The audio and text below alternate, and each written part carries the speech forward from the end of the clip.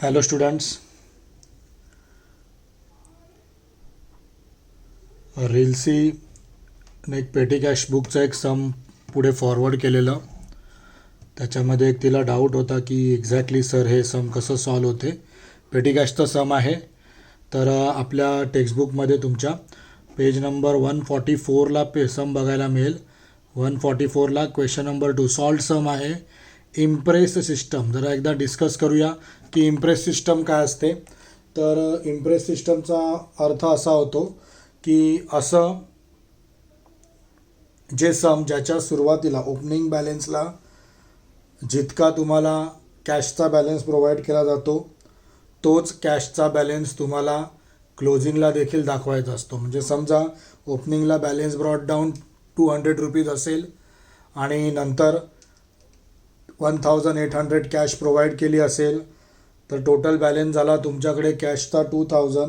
तर हाच 2000चा बॅलन्स तुम्हाला नंतरसुद्धा म्हणजे क्लोजिंगच्या वेळीसुद्धा तो बॅलन्स तितकाच शो करायचा असतो. अशा टाईपचं जे सम असते त्याला इम्प्रेस्ड कॅश सिस्टम असं सम बोललं जाते.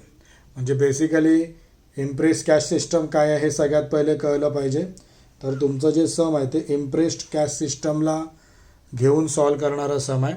तुमचा पेज नंबर 144 क्वेश्चन नंबर 2 टेक्स्टबुकमधलं सॉल्व्ड सम आहे. आपण ते सम आता काय करणार आहोत, डिस्कस करणार आहोत की एक्झॅक्टली कसं सॉल्व केलं आहे, कुठल्या काय गोष्टी आहेत, कुठल्या कुठल्या व्हॅल्यूज आलेल्या आहेत, ते सगळं आपण इकडे काय करणार आहोत, कवर करायचा प्रयत्न करणार आहोत.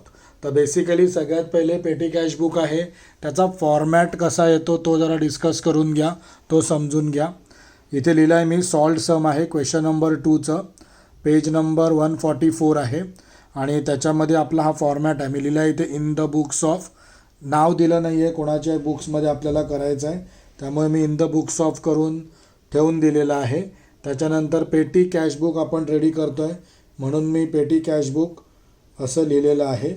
त्याच्या पुढचा पार्ट आपल्या फॉर्मॅटमध्ये बघा, सगळ्यात पहिले असली पाहिजे अमाऊंट रिसिव्ड. जी पण कॅश तुम्हाला रिसिव्ड होईल, ओपनिंगचा कॅश बॅलन्स जो पण प्रोव्हाइड होईल तो तुमचा अमाऊंट रिसिव्डच्या पार्टमध्ये आला पाहिजे. तो पार्ट सगळा इकडे होणार अमाऊंट रिसिव्ड ननमध्ये. त्याच्यानंतर तुमच्याकडे डेट दिली जाईल तर ती डेटचा जो पोर्शन आहे तो डेटमध्ये आला पाहिजे. त्याच्यानंतर पर्टिक्युलर्समध्ये तुम्ही कुठलं ट्रान्झॅक्शन करतायत, कॅश येते आहे, कॅश जाते आहे, काय एक्झॅक्टली ट्रान्झॅक्शन आहे त्याचा इफेक्ट तुम्हाला पर्टिक्युलर्समध्ये मिळेल. Voucher number basically VC number हा तुमचा खालीच राहणार आहे, इथे तुम्ही काहीही लिहिणार नाही आहात. त्याच्यानंतर अमाऊंट पेडचा जो पोर्शन आहे हा वाला अमाऊंट पोड, इथे तुम्ही जे जे एक्सपेन्सचं पेमेंट करणार तो सगळा एक्सपेन्स तुम्हाला इथे बघायला मिळेल अमाऊंट पेडमध्ये. तो सिंगल एक्सपेन्स तुम्हाला अमाऊंट पेडमध्ये लिहायचा आहे. त्याच्यानंतर तुम्हाला ॲनालिसिस करायचं आहे एक्सपेन्सचं, म्हणजे कुठले कुठले एक्सपेन्स तुम्ही पेमेंट केले. तर बेसिकली इकडे असं काही स्पेसिफाय केलेलं नाही की याच क्रायटेरिया किंवा याच कॅटेगरी असल्या पाहिजेत.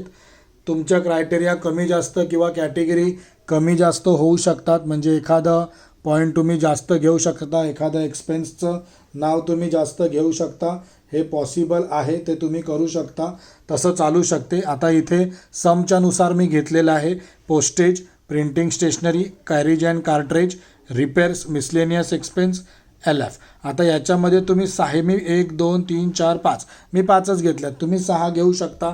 म्हणजे ट्रॅव्हलिंग आणि कन्व्हेन्स तुम्ही घेऊ शकता किंवा अजून एखादा एक्सपेन्स जो तुम्हाला वाटतो तो तुम्ही इथे ॲड करू शकता, काही प्रॉब्लेम होणार नाही. ओके. त्याच्यानंतर LF आणि त्याच्यानंतर लेजर. लेजरमध्ये बेसिकली जेव्हा एखाद्या पार्टीचं नाव इन्व्हॉल्व होते तेव्हा त्याचा इफेक्ट हा लेजर अकाउंटला जातो, अदरवाईज लेजर अकाउंटला कुठल्याच अमाऊंटचा इफेक्ट जात नाही. तर बेसिकली तुम्हाला फॉर्मॅट कळालेला आहे काय आहे तो. आता आपण आपल्या सम सॉल्विंगच्या पार्टकडे स्टार्ट करणार आहोत, तिकडे जाणार आहोत.